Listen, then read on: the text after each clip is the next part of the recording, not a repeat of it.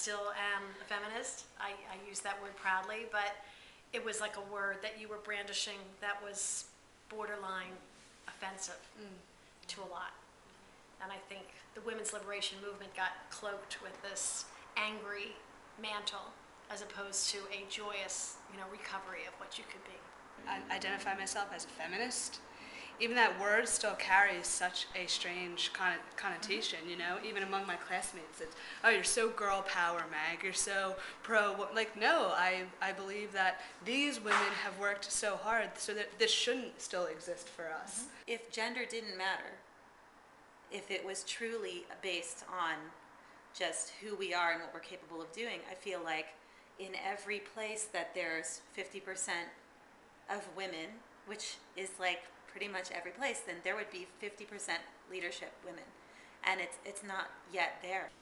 If we're investing in the right values in society and we're supporting a political system that supports those right values, and hopefully there's going to be fairness and opportunity for all.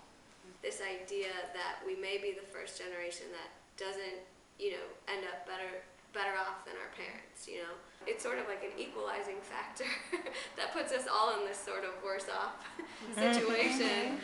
Sometimes when you call things a women's issue, it has that feminist stigma to it. If you call it whatever the word, I think words going to have to be really powerful. So I think the language needs to change around addressing certain issues like that and balance. A lot of people want to have their great career, but they also want to have a family. It's not like choosing one or the other. They feel that their careers have maybe been halted a little bit because they try to do both and they feel like they're not progressing with their peers. Husbands feeling, insecure if their wives make more money than them, that still seems to be an issue where, it really shouldn't matter if it's all going to the same pot. Like a woman who's very successful is asked, like, well, you have kids, like, how do you do it? How do you balance it?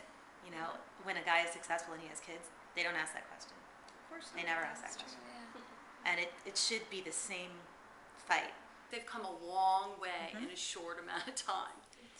And it really is up to your generation to turn it around. Where we're retiring and we're handing over the baton to you all. A really far out dream of mine would be to open a school for Gen Y women that kind of gives them classes that helps them really discover their own passions. Each generation afterwards, not that we have to say, watch this and say, look what we did for you, but more, the gift that you don't have to worry about that, and each generation can worry about it less and less, and it is this evolution over time. But I do feel that pull still between just looking forward and not looking back, but also embracing all the changes happen and how not so long ago that change took place. That's the push is, we're not going back. We're only moving forward.